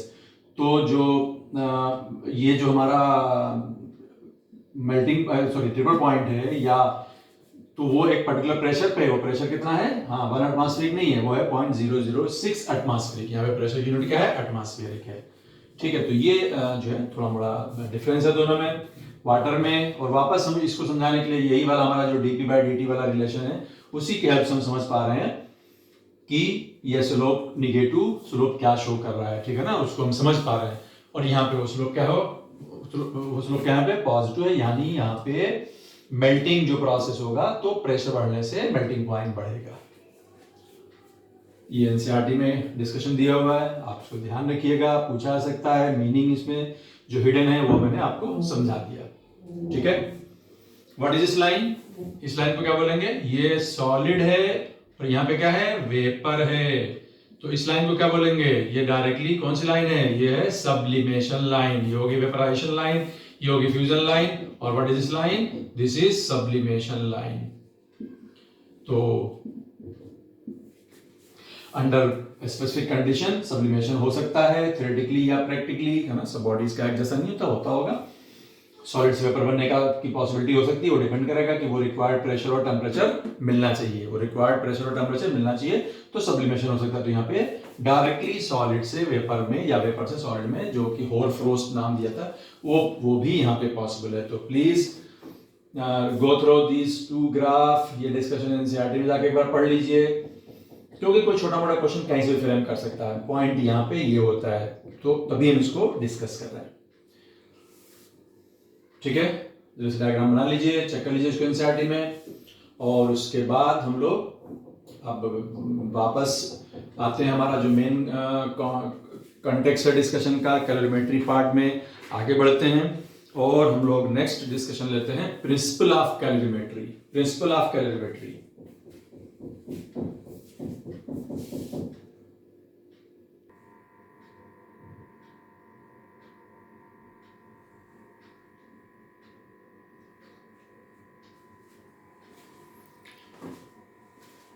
ओके। सो कैलोरीमेट्री में बीच में जो डिस्कशन था वो एक कंसेप्चुअल डिस्कशन था, स्टेट चेंज वाला, उसके ऊपर कंसेप्चुअल क्वेश्चन फ्रेम हो सकता है। फेज डायग्राम और प्रेशर का इफेक्ट हमने देखा, कैसे बॉइलिंग पॉइंट पे, मेल्टिंग पॉइंट पे, वो एक कंसेप्चुअल डिस्कशन है, वहाँ पे क्वेश्चन फ्रेम होगा, न्यूमेरिकल नहीं फ्रेम होगा, लेकिन कंसेप्चुअल क्वेश्चन फ्रेम होगा। अब हम लोग कैलोरीमेट्री में जो मेन डिस्कशन का पार्ट है उस पर वापस आ गए हैं और सबसे पहले हम लोग यहाँ पे पढ़ेंगे principle of calorimetry. Principle of calorimetry, तो ये सिंपल सी बात है, कैलोरीमेट्री का प्रिंसिपल क्या है? तो सबसे पहले पॉइंट क्या है, नोट कर लीजिए। It is based on conservation of energy, यानी जो कैलोरीमेट्री में जो कुछ भी हम करने जा रहे हैं, सबसे पहली बात है क्या कि it is energy conservation. It is based on conservation of energy, it is based on conservation of energy, energy conservation में बेस्ड है जो डिस्कशन है। और क्या है प्रोसेस, क्या है कैलोरीमेट्री का प्रोसेस? तो यहाँ पे एक वर्ड यूज होता है कैलोरीमीटर, हम यहाँ पे यूज करेंगे कैलोरीमीटर। कैलोरीमीटर वो कंटेनर है, देखिए कंटेनर है बेसिकली, क्या है देखिए, when two or more bodies definitely जो दो या दो ज्यादा बॉडीज हैं, मान के चल रहे हैं कि वो सपोज कर लो कि डिफरेंट टेम्परेचर्स में, क्योंकि अगर वो सेम टेम्परेचर होंगे तो उनका आपस में कोई हीट ट्रांसफर ही नहीं होगा एक दूसरे के बीच में, तो कोई बात ही नहीं होगी उसमें। तो when two or more bodies, और वो बॉडीज क्या हो सकती हैं, सॉलिड लिक्विड को मिक्स कर दिया जाए, सॉलिड को लिक्विड में मिक्स कर दो, या दो लिक्विड को मिक्स कर दो, या इवन लिक्विड में वेपर पास किया सकती है। यस, तो वेपर और लिक्विड की मिक्सिंग हो सकती है, वेपर और लिक्विड की भी मिक्सिंग हो सकती है, ऐसी कोई दिक्कत की बात नहीं है। तो when two or more bodies definitely at different temperature are mixed together, उनको मिक्स करना है ना, mix together, heat exchange will take place between them, उनके बीच में हीट का ट्रांसफर होगा। अब हीट कहाँ से कहाँ फ्लो करेगी, हाई टेम्परेचर से लोअर टेम्परेचर को फ्लो करेगी, और एक मिक्सिंग प्रोसेस चलेगा, और फिर एक इक्विलिब्रियम आ जाएगी जहाँ पे अब फाइनल टेम्परेचर अब फिक्स हो जाएगा, जिसको हम लोग टेम्परेचर, फाइनल टेम्परेचर बोलेंगे, मिक्सचर का टेम्परेचर बोलेंगे, ठीक है ना। तो इस बीच में क्या हुआ, हीट का एक्सचेंज हुआ है, डेफिनेटली हीट फ्लो करके गई कहाँ से कहाँ, हायर से लोअर को, और फाइनली हम इसमें एनर्जी कंजर्वेशन लगाएंगे तो क्या आएगा, है ना। और इस प्रोसेस में क्या रहेगा, heat exchange will take place between them and conservation of energy will be valid. Means सीधी सी बात है, क्या होगा, heat loss by one body, मान लो दो बॉडीज की बात कर रहे हैं यहाँ पे, तीन बॉडीज की बात भी कर सकते हैं, heat loss by one will be equal to heat gain by the. जो हीट लॉस और हीट गेन के जो फार्मूले होंगे, डेफिनेटली ये वही फार्मूले होंगे, Q बराबर mS डेल्टा T फॉर्म में, या जिस फॉर्म में भी लिए जाए, Q बराबर mS डेल्टा T फॉर्म में, ठीक है। तो यहाँ पे एक छोटी सी बात बीच में रह गई है स्टेट चेंज वाले डिस्कशन में, मैं उसको बाद में बता दूंगा कि जब हम हीट एनर्जी देते हैं और जब उस सिचुएशन में जब सॉलिड है, जो मेल्टिंग की कंडीशन में आता है, तो वहां पे जो हीट एनर्जी दी जाती है, वहां पे एक टर्म लेटेंट हीट डिफाइन करना बीच में रह गया, हम उसको इस डिस्कशन के बाद डिफाइन कर लेंगे, कोई दिक्कत की बात नहीं, वो पहले हो जाना चाहिए था, स्टेट चेंज के साथ ही वो डिस्कशन हो जाना चाहिए था, लेकिन वो खैर कोई बात नहीं, हम आगे उसको डिस्कस कर लेंगे। तो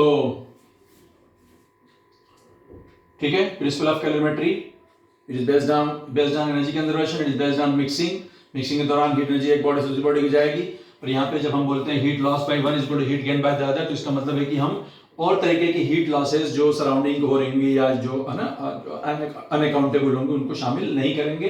तो हम यहाँ पे हीट लॉस को अज्यूम करके मान के चलेंगे कि वो जीरो है, ठीक है ना। तो जो भी होगा एक्सचेंज इनके बीच में होगा, या जो भी हमारे सामने चीजें उनके बीच में होगा, heat loss by one is equal to heat gain by the other. हम ये देखेंगे कि जो मिक्सचर का टेम्परेचर होगा, डेफिनेटली वो क्या होगा, वो लोअर टेम्परेचर बॉडी और हाई टेम्परेचर बॉडी के बीच में कहीं आएगा, जाहिर सी बात है, ठीक है। तो यहाँ पे एक छोटी सी सिचुएशन ले लेते हैं, मान लीजिए कि कोई कंटेनर है, कंटेनर क्या है उसको नहीं बता रहे, मान लीजिए कंटेनर है, और हम मान के चले कि ये कंटेनर है जो कोई ऐसे मटेरियल का बना है जो हीट अब्सॉर्ब नहीं करेगा, मान लीजिए आसानी के लिए, तो अब यहाँ पे सपोज करिए कोई लिक्विड है मास m1 का, उसकी स्पेसिफिक हीट S1 है और उसका टेम्परेचर इनिशियली क्या है T1 है। हम यहाँ पे ले लिया जाए कोई क्यूब ले लिया जाए, जो मेटालिक क्यूब है, मान लो अपने इसको हीट करके रखा हुआ है ना, आयरन पीस उसको अपने हीट करके रखा हुआ, तो उसका मास कितना है m2 है, उसकी स्पेसिफिक हीट S2 है और उसका इनिशियल टेम्परेचर T2 है।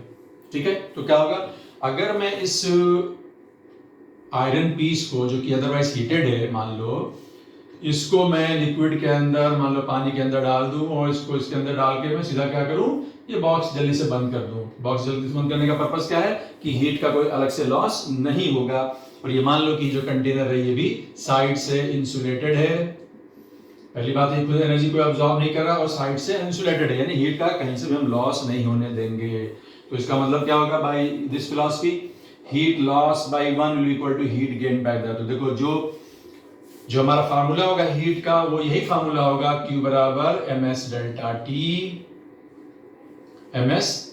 T।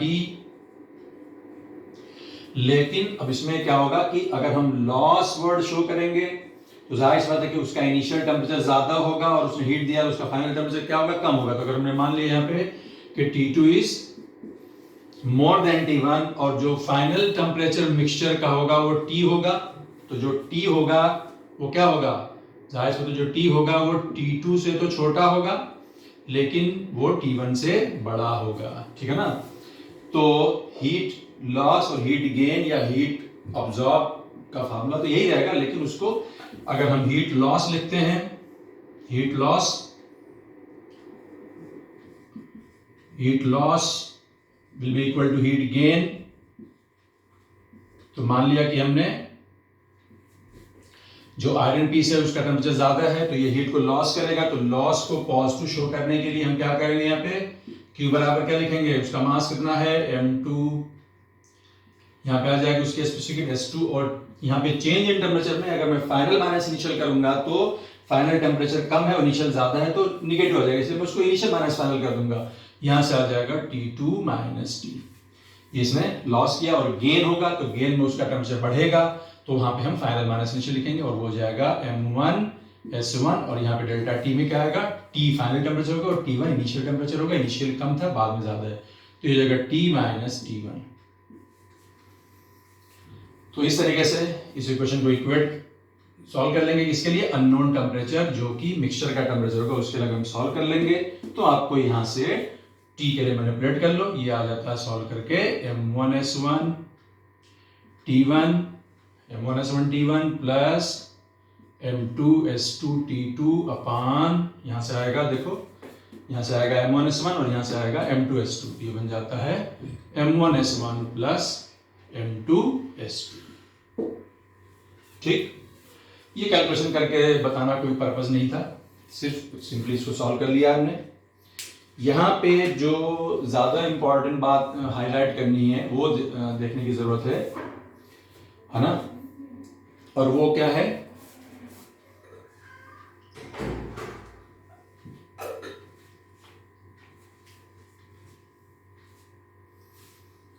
वो है कि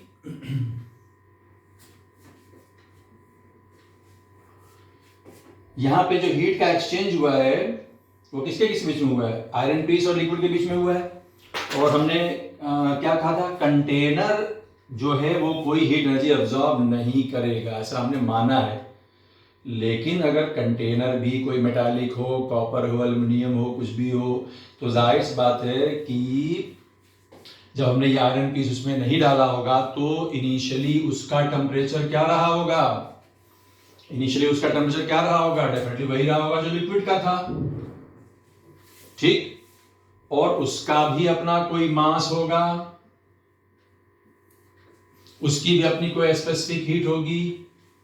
तो इसका क्या मतलब होगा, इसका ये मतलब होगा कि जो आयरन पीस है वो जो एनर्जी देगा वो सिर्फ लिक्विड ही नहीं अब्सॉर्ब करेगा बल्कि वो कंटेनर भी अब्सॉर्ब करेगा। और फाइनल टेम्परेचर जब मिक्सचर का T हो जाएगा तो कंटेनर का भी फाइनल टेम्परेचर T हो जाएगा। तो बेसिकली अगर हम कंटेनर भी जो एनर्जी अब्सॉर्ब करेगा उसको भी शामिल करें तो ये एक्सप्रेशन हमारा चेंज हो जाएगा। ठीक है ना, तो इस एक्सप्रेशन को यहाँ पे चेंज हो जाएगा, नोट कर लिया आपने, अभी चेंज हो जाएगा। तो यहाँ पे अब आप क्या देखेंगे कि ये एनर्जी किसने दिया, ये एनर्जी दिया आयरन पीस ने, ठीक है, ये एनर्जी दिया आयरन पीस ने, और ये वो एनर्जी है जो अब्सॉर्ब किया किसने, लिक्विड ने। और साथ में यहाँ पे एक तीसरा टर्म भी आएगा, एनर्जी गेन, यानी अब्सॉर्ब कौन करेगा, कंटेनर भी करेगा। तो यहाँ पे आना चाहिए M3S3 और यहाँ पे आ जाएगा delta T, that is T minus T1। उसका इनिशियल टेम्परेचर T1 रहा होगा जो लिक्विड का था, और फाइनल टेम्परेचर T हो जाएगा। तो इस तरीके से वापस हम इसको सॉल्व करेंगे तो हमारा एक्सप्रेशन में थोड़ा सा चेंज आ जाएगा, ठीक है। हमें यहाँ पे कैपिटल T के लिए हम सॉल्व कर सकते हैं। ओके, तो इसके लिए क्या चाहिए होगा आपको, अगर वाकई में आपको प्रॉब्लम को देखना है, सॉल्व करना है, जिसमें कंटेनर के बारे में भी बताना है कि कंटेनर भी हीट एनर्जी अब्सॉर्ब करेगा, है ना। अच्छा, इसमें अगर ये कह दिया जाए कि S3 0 है, या ये कह दिया जाए कंटेनर की जो हीट कैपेसिटी है वो 0 है, नेग्लिजिबल है, तो इसका मतलब होता है कि वो कोई हीट एनर्जी अब्सॉर्ब नहीं करेगा, और ये एक्सप्रेशन से हम बच जाएंगे और हमारा एक्सप्रेशन आसान हो जाएगा। लेकिन वाकई में अगर वो कंटेनर हीट एनर्जी अब्सॉर्ब करने वाला है तो उसके लिए इंफॉर्मेशन होगी, और इंफॉर्मेशन तो सबसे पहले यही होगी कि उसकी स्पेसिफिक हीट दी जाए, तो पता चलेगा कितनी एनर्जी अब्सॉर्ब करेगा, मास उसका दिया जाए, या M3 दिया जाए, S3 दिया जाए, डायरेक्टली M3 S3 दे दिया जाए, M3 S3 हीट कैपेसिटी उसकी दे दी जाए, तो अभी कोई दिक्कत नहीं। यहाँ पे M3 S3 की जगह क्या आ जाएगा, सीधा C आ जाएगा। तो ये तो ठीक है, लेकिन होता क्या है कि ये कंटेनर एनर्जी अब्सॉर्ब करने वाला है, इस बात को बताने के लिए उसकी हीट कैपेसिटी या उसकी स्पेसिफिक हीट कैपेसिटी नहीं देते हैं, दे दें अच्छी बात है, नहीं देते हैं ज्यादातर, और उसके बदले में क्या करते हैं, वो इस कंटेनर से रिलेटेड एक टर्म देते हैं, एक अलग पैरामीटर देते हैं, जिसको हम यहाँ पे हाईलाइट करना चाह रहे हैं। और वो कंटेनर एनर्जी अब्सॉर्ब करने वाला है, इस बात के लिए वो उसकी हीट कैपेसिटी देते हैं, अच्छी बात है, लेकिन वो देते हैं उस कंटेनर का वाटर इक्विवेलेंट। वाटर इक्विवेलेंट अगर कंटेनर का दिया है, कंटेनर ये क्या बोलते हैं हम लोग, कैलोरीमीटर। वाटर इक्विवेलेंट अगर दिया है कंटेनर का या कैलोरीमीटर का, तो इसका मतलब ही है कि जब उसके अंदर ये एक्सपेरिमेंटेशन चल रहा होगा तो वो भी हीट एनर्जी अब्सॉर्ब करेगा। यस, अब इसका मतलब क्या होता है, वाटर इक्विवेलेंट ऑफ कंटेनर का मतलब क्या होता है, तो देखो इसके दो मतलब है ना, दो मतलब है, तीन मतलब है, हम जितना आसानी से समझ जाए उतनी अच्छी बात है, या जैसा क्वेश्चन हो उसके हिसाब से हमें उसे समझना पड़ेगा। तो यहाँ पे मैं सबसे पहले सेकेंड पॉइंट समझाता हूँ, वाटर इक्विवेलेंट का सेकेंड पॉइंट में समझाता हूँ, फर्स्ट पॉइंट पे मैं बाद में आ जाऊंगा, उससे कोई बहुत ज्यादा फर्क नहीं पड़ेगा। तो सबसे पहली बात तो ये है कि देखिए वाटर इक्विवेलेंट की क्या डेफिनेशन है, it is the mass of water, it is the mass of water. Equivalent का मतलब क्या होता है, कोई दूसरे के बदले में काम करे, तो water equivalent of container, container की जगह कौन जाएगा, वाटर जाएगा, वाटर पहले से उसमें है वो अलग है, कंटेनर की जगह जाएगा, कंटेनर के बदले में वाटर हम उसमें एक तरीके से डालेंगे, कैसे, it is a mass of water which when given same heat which was to be given to the container, यानी ये वो मास ऑफ वाटर है, वाटर इक्विवेलेंट, ये वो मास ऑफ वाटर है जो वो हीट उसको दी जाएगी जो एक्चुअली दी जानी थी किसको, कंटेनर को, और उस हीट को लेके इस वाटर का टेम्परेचर क्या होगा, temperature of water changes by same amount as that of the container. ये एनर्जी कंटेनर के हिस्से में आनी थी, ठीक है, ये एनर्जी कंटेनर के हिस्से में आनी थी, उसको वो कंटेनर वो एनर्जी को ऑब्जॉर्व करता, उसका टेम्परेचर बढ़ता T1 से T तक। लेकिन आप ये सपोज कर लो कि ये एनर्जी जो कंटेनर को दी जानी थी, कंटेनर मना कर भाई मुझे मत दो, तो उसके बदले में क्या करो, उसके बदले में क्या करो कि आप ये सोचो कि मैं एनर्जी नहीं लूंगा और मेरे बदले में मैं उसमें आप एक्स्ट्रा पानी डाल दो, एक्स्ट्रा पानी डाल दो, जो पानी क्या करेगा, उतना पानी डालो कि जो मेरे हिस्से की एनर्जी थी वो ऑब्जॉर्व करे उसे, और उसका टेम्परेचर उतना ही बढ़ जाए जितना मेरा बढ़ता, यानी मैं अब फ्री हो गया, मेरा टेम्परेचर नहीं बढ़ रहा है, और मेरे हिस्से की एनर्जी आप W, अगर उसका वाटर इक्विवेलेंट का सिंबल W हम यूज करते हैं, तो आप उसको W अमाउंट का वाटर उसमें एक्स्ट्रा डाल दो, W ग्राम कह लो, चाहे जो भी यूनिट यूज करेंगे, बात समझ में आ गई। तो it is a mass of water which when given same heat which was to be given to the container, temperature of water will change by same amount as that of the container। इसको हम इस तरीके से लिखेंगे, देखिए मान लीजिए container का मास m था, है ना, m3s3 को सिंपली m कह देता हूं, उसका टेम्परेचर कितना बढ़ना था, डेल्टा टी। तो अब हम ये एनर्जी जो किसको दे जानी थी, कंटेनर को, हम देंगे W ग्राम वाटर को, वही एक एनर्जी। और जितना टेम्परेचर बढ़ना था कंटेनर का उतना ही टेम्परेचर बढ़ेगा किसका, वाटर का। W ग्राम ऑफ वाटर, यहाँ पे practical unit CGS unit use किया रही है। यहाँ पे वाटर का मास आ गया W, वही वाटर इक्विवेलेंट है तो उतना ही मास ऑफ वाटर उसमें डालना है। और 1 यहाँ पे क्या है, वाटर की स्पेसिफिक हीट 1 कैलोरी पर ग्राम पर डिग्री सेल्सियस। तो यहाँ से सीधी सी बात है कि यहाँ से आ गया W to be equal to ms। तो W अदरवाइज क्या है, mass of water to be added extra in place of container. Container के हिस्से की एनर्जी कौन लेगा भैया, वो W ग्राम ऑफ वाटर लेगा, क्योंकि W उसका वाटर इक्विवेलेंट है। बात क्लियर हो गई। इसको और सिंपल वर्ड में कहना तो क्या कहना है कि अगर वाटर इक्विवेलेंट कंटेनर का मान लिया जाए 5 ग्राम है, ठीक है, तो इसका ये मतलब है सीधा सीधा कि कंटेनर की हिस्से की एनर्जी कौन ऑब्जॉर्व करेगा, 5 ग्राम पानी ऑब्जॉर्व करेगा। तो आप क्या करना, उसमें पहले से जितना भी पानी है 100 ग्राम है, तो अगर वाटर इक्विवेलेंट उसका 5 है तो आप सीधा सीधा मान लो कि उसमें 100 ग्राम के बजाय 5 ग्राम और एडिशनल डाल दो, 105 ग्राम उसके अंदर पानी है। अब कंटेनर कोई एनर्जी ऑब्जॉर्ब नहीं करेगा। और यहां से W बराबर ms, दैट इज C, यानी W की जो न्यूमेरिकल वैल्यू है तो वो किसके बराबर है, वो कंटेनर के हीट कैपेसिटी, स्पेसिफिक हीट नहीं, हीट कैपेसिटी के बराबर है। इसीलिए मैं फर्स्ट डेफिनेशन पे बाद में आया हूं। तो the heat capacity of a body, यानी जो वाटर इक्विवेलेंट है वो हीट कैपेसिटी के न्यूमेरिकली बराबर है, वो मैंने यहां समझाया हुआ, आप देख लीजिए। The heat capacity of a body यानी container express in terms of mass of water, यानी आप सीधे सीधे हीट कैपेसिटी को ही न्यूमेरिकली वाटर इक्विवेलेंट कह सकते हैं।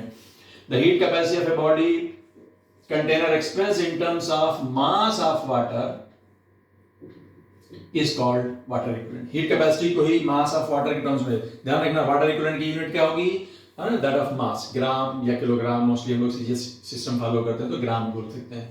तो फिर से देख लो, the heat capacity of a body container express in terms of mass of water is called water equivalent of the body. यहां फिर से देख लीजिए, वही एक्सप्रेशन दोबारा आ गया, Q बराबर ms डेल्टा T, that is C delta T, and that is equal to W into 1 delta T, W over C आ गया। यहां से इसको फाइनली कंक्लूड कर लीजिए। इसका मतलब बहुत सिंपल हो गया। अगर हीट कैपेसिटी बॉडी की दी हुई है, सपोज कर लो 2 कैलोरी पर डिग्री सेल्सियस, ध्यान से एकदम सिंपल मीनिंग हो गया सामने। अगर बॉडी की हीट कैपेसिटी दी हुई है 2 कैलोरी पर डिग्री सेल्सियस, इसका सीधा सीधा मीनिंग है कि उस बॉडी के लिए उस कंटेनर का वाटर इक्विवेलेंट होगा 2 ग्राम। ये आपका वाटर इक्विवेलेंट कॉन्सेप्ट को मैं समझा दिया। क्वेश्चन के फॉर्म में जब हम लेंगे वहां पे इसको यूज किया जाएगा तो आपको डेफिनेटली ज्यादा अच्छी क्लैरिटी हो जाएगी। न्यूमेरिकल प्रॉब्लम हम लेने के पोजीशन में है, बट एक चीज छोटी सी बीच में रह गई, वो क्या है, स्टेट चेंज के दौरान जो हीट दी जाती है, जिसको हम लोग क्या बोलते हैं, हीट ऑफ ट्रांसफॉर्मेशन, उससे रिलेटेड हम लोग एक पैरामीटर डिफाइन करना चाहेंगे। कौन सा, लेटेंट हीट, वो बीच में रह गया था, उसे अब हम डिफाइन कर लेते हैं ताकि हम लोग एक दो न्यूमेरिकल प्रॉब्लम सॉल्व कर लें, तभी हम ये क्या बोलते हैं लेक्चर कंप्लीट करेंगे।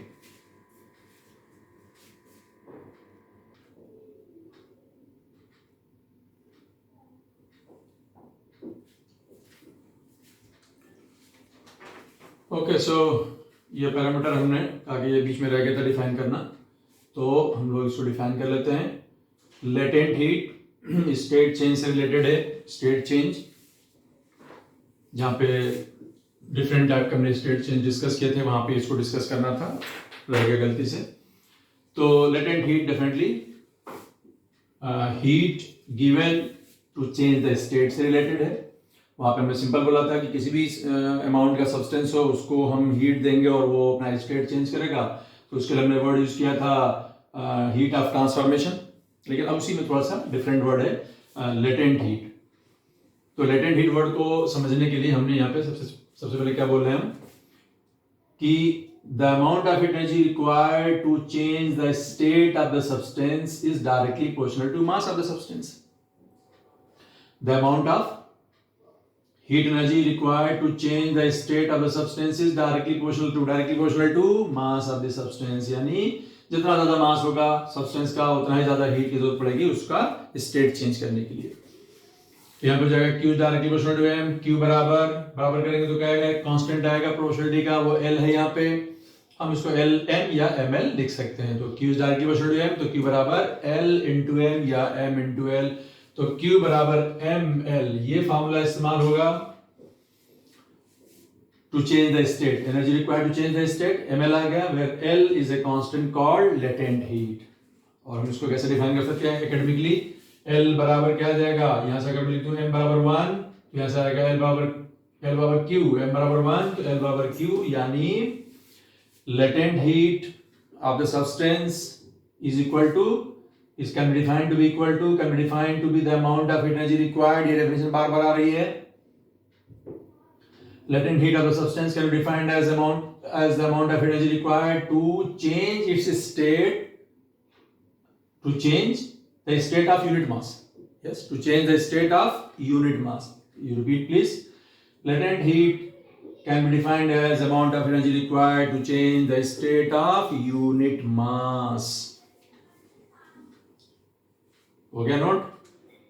Latent heat of the substance can be defined as the amount of energy required to change the state of unit mass। अगर हम ग्राम में काम करोगे तो 1 ग्राम, और अगर हम SI सिस्टम में काम करें तो 1 किलोग्राम। ठीक है, तो ये हो गई आपकी लेटेंट हीट की definition, not a big point, not a problem. अब यहाँ पे स्टेट चेंज की बात हो रही है, बहुत तरीके के स्टेट चेंज पॉसिबल हैं, जिसमें से 2 पॉपुलर टाइप के जो स्टेट चेंजेस हैं वो कौन से हैं, डेफिनेटली सॉलिड से लिक्विड एंड लिक्विड से vapour and vice versa. Of course इसमें वाइस वर्सा तो लगा ही देंगे, ये अंडरस्टूड सी बात है, मैंने बताया था इसके बारे में। तो ये जो स्टेट चेंज है सॉलिड से लिक्विड वाला, जिसको हम लोग फ्यूजन भी बोलते हैं, मेल्टिंग बोलते हैं, इसीलिए हम लोग, और इसको हम लोग क्या बोलते हैं, लिक्विड से वेपर जाना, वेपराइजेशन बोलते हैं। तो इसलिए यहाँ पे इन दोनों प्रोसेसेस के लिए सॉलिड से लिक्विड, लिक्विड से सॉलिड जाना, या लिक्विड से वेपर और वेपर से लिक्विड आना, तो हम लोग यहाँ पे 2 टाइप की लेटेंट हीट डिस्कस करना चाहेंगे, बताना चाहेंगे। LF that is latent heat of fusion जो प्रोसेस है, मेल्टिंग का जो प्रोसेस है, और दूसरा होगा latent heat of vaporization। यहाँ पे मैं इनकी वैल्यूज वाटर के लिए मैं मार्क करना चाहता हूं। यहाँ पे latent of fusion for water is 80 calorie per ग्राम। यहाँ से L की यूनिट क्या भाई, L बराबर Q by M है ना, L बराबर Q by M।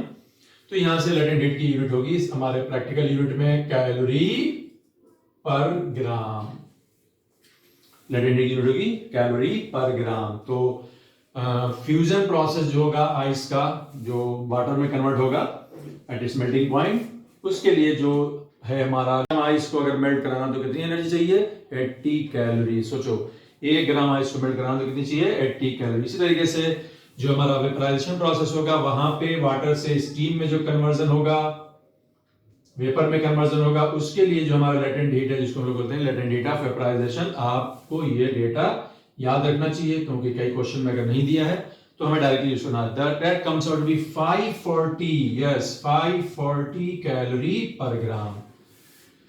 तो फ्यूजन के लिए, वाटर के लिए, आइस से वाटर हो जाने के लिए 80 कैलोरी पर ग्राम, और वेपराइजेशन के लिए दैट इज 540 कैलोरी पर ग्राम। देख लीजिए आपके सामने ये पैरामीटर भी आ गया। अब देख लीजिए आप स्पेसिफिक हीट का parameter, principle of calorimetry. Specific heat में चाहे वो स्पेसिफिक हीट कैपेसिटी हो, चाहे हीट कैपेसिटी हो, मोलर हीट कैपेसिटी, डेफिनेटली हम उसका यूज अभी ज्यादा नहीं कर रहे हैं। ये हो गया आपके सारे। बीच में स्टेट चेंज की बात हमने की थी सारी, और उसी से रिलेटेड हमारा पैरामीटर लेटेंट हीट। तो इस तरीके से यहाँ पे ये थ्योरेटिकल पार्ट यहाँ पे कंप्लीट हुआ। एक आध बातें और मैं बताऊंगा, नेक्स्ट क्लास में बता पाऊंगा, क्योंकि आज टाइम हो गया है। लेकिन before you finish the class, हाँ, हम लोग पहले 2 छोटे एग्जाम्पल यहाँ करना चाहेंगे। एक छोटा एग्जाम्पल है और एक थोड़ा सा बड़ा एग्जाम्पल है, इसलिए इसको मैंने पहले से यहाँ पे आपके सामने सॉल्व कर दिया एक तरीके से, ताकि हम अपना टाइम सेव कर लें। तो जल्दी से हम जो है क्या करते हैं कि पहला क्वेश्चन लेते हैं। ठीक है, will take the first example. जल्दी से नोट कर लीजिए और इसको हम सॉल्व करते हैं। देखिए, ए ब्लॉक ऑफ मास 2.5 किलोग्राम, कौन सा ब्लॉक है, कोई मेटल है, क्या है, जो भी है, block of mass 2.5 kilogram, 2.5 kilogram उसका mass is heated to a temperature of 500 degree Celsius.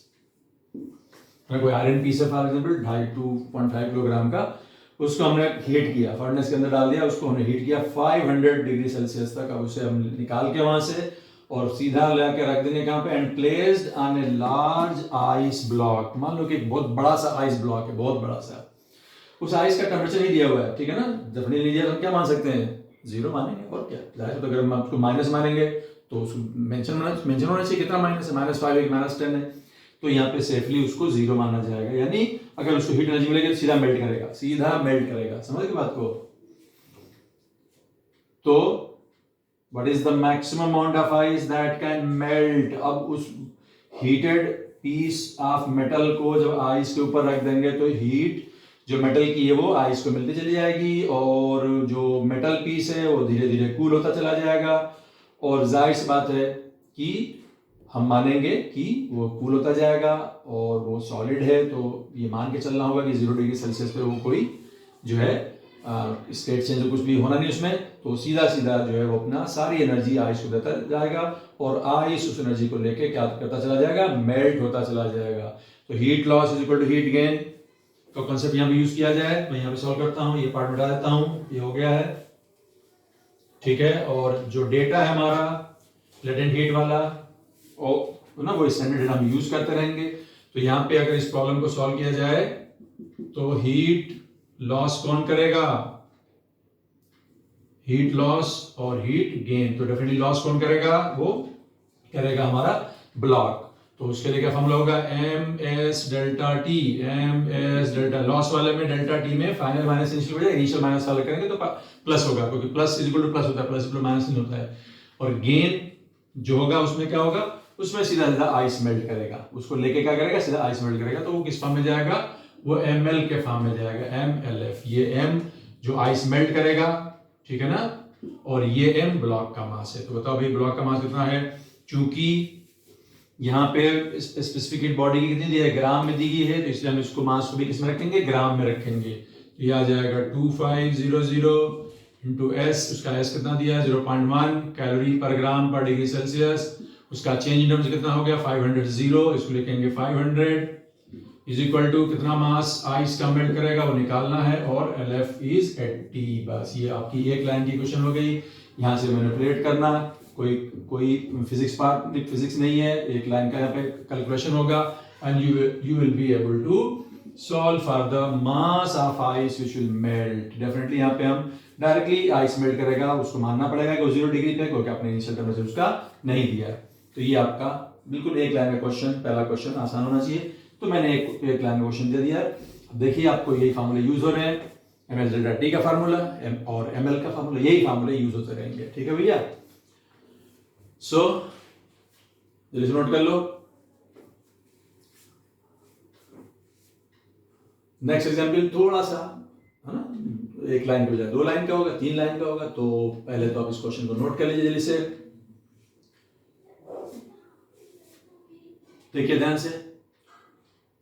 10 gram of ice, 10 gram of ice at 0 degree Celsius is kept in a calorimeter, वही कंटेनर जिसके अंदर ये एक्सपेरिमेंटेशन चलना है, is kept in a calorimeter of water equivalent। यहाँ पे container का water equivalent भी देना है, यानी कंटेनर भी हीट एनर्जी अब्सॉर्ब करेगा, लेकिन चूंकि वाटर इक्विवेलेंट दिया गया है तो इसका मतलब होगा कि जो एनर्जी कंटेनर अब्सॉर्ब करने वाला है वो हम किसको दे देंगे, हम उसको दे देंगे किसको, 10 ग्राम वाटर को दे देंगे, और जो एनर्जी कंटेनर अब्सॉर्ब करता वो एनर्जी अलग से एक एक्स्ट्रा 10 ग्राम का वाटर उसमें इमेजिन कर लिया जाएगा, कंटेनर कोई एनर्जी अब्सॉर्ब नहीं करेगा, ये कॉन्सेप्ट है, ठीक है। तो उसका वाटर इक्विवेलेंट कितना है 10 ग्राम, 10 gram ice, 10 gram of ice eight 0 degree Celsius is kept in A calorimeter of water equivalent 10 gram. How much heat should be supplied, total heat इसको कितना दी जाए, डायरेक्टली हीट देना है, चाहे आप इस तरीके से हीट दे दें, चाहे जिस तरीके से चाहे दे दें।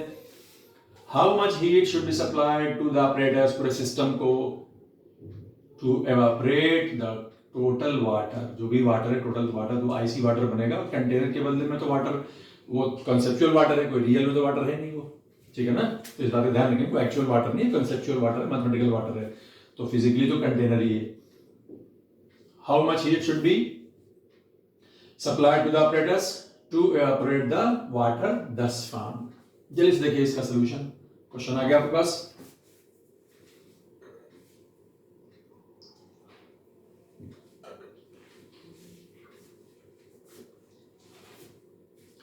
तो सबसे पहले देखिए, यहां से इसका सोल्यूशन स्टार्ट कर रहा हूं। सबसे पहले आप देखिए कि ये कंटेनर है जिसके अंदर आइस है, इनिशियल टेम्परेचर आइस का 0 है, तो डेफिनेटली कंटेनर का भी 0 होगा। और जब हम इसको हीट देना शुरू करेंगे तो जाहिर सी बात है कि सबसे पहले क्या होगा, सबसे पहले आइस मेल्ट करेगा, और आइस मेल्ट करेगा तो उस दरमियान उसका टेम्परेचर नहीं बढ़ेगा। तो जब टेम्परेचर नहीं बढ़ेगा तो कंटेनर का भी टेम्परेचर नहीं बढ़ेगा, तो जब कंटेनर का टेम्परेचर नहीं बढ़ेगा तो कंटेनर कोई एनर्जी अब्सॉर्ब नहीं करेगा, लेकिन एनर्जी जो भी जाएगी वो किस काम में जाएगी, वो आइस को मेल्ट करेगी। तो इसीलिए जो पहले पार्ट में एनर्जी जाएगी आइस प्लस कंटेनर, कंटेनर कोई एनर्जी अब्सॉर्ब नहीं करेगा क्योंकि उसका टेम्परेचर तो चेंज हो नहीं रहा है, तो सिर्फ आइस एनर्जी अब्सॉर्ब करेगा, वो भी किसका काम के लिए, मेल्ट होने के लिए। तो कितनी एनर्जी अब्सॉर्ब करेगा, ml 10 gram of ice, L latent fusion 80 that is near 800। उसके बाद सपोज करो सारा आइस मेल्ट कर चुका है, सारा आइस मेल्ट होने के बाद अब टेम्परेचर अभी भी कितना है, 0 ही है। अब अगर मैं हीट दूंगा उसको, हीट दूंगा तो क्या होगा कि अब टेम्परेचर बढ़ना शुरू करेगा, टेम्परेचर बढ़ना शुरू करेगा तो जाहिर सी बात है कि क्या होगा कि अब आइस भी वाटर बन चुका है और जो कंटेनर है उसका भी वाटर इक्विवेलेंट हम शामिल करेंगे क्योंकि उसका टेम्परेचर बढ़ने वाला है। तो इसका मतलब उसमें पानी एक्चुअल में कितना है, 10, और वाटर इक्विवेलेंट जो कंटेनर के हिस्से का है उसका भी वाटर इक्विवेलेंट कितना है, 10। इसका मतलब हम मान सकते हैं कि उसके अंदर टोटल 20 ग्राम का पानी है।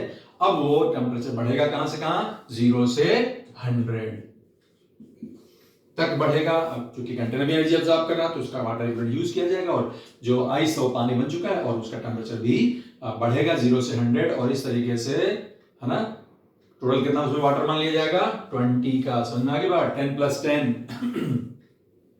और इस तरीके से आपका एनर्जी जो अब्सॉर्ब होगी वो होगी ms delta T, ms delta T. कितना टेम्परेचर बढ़ना है, 0 से 100, तो ये आ जाएगा आपका यहाँ पे 2000।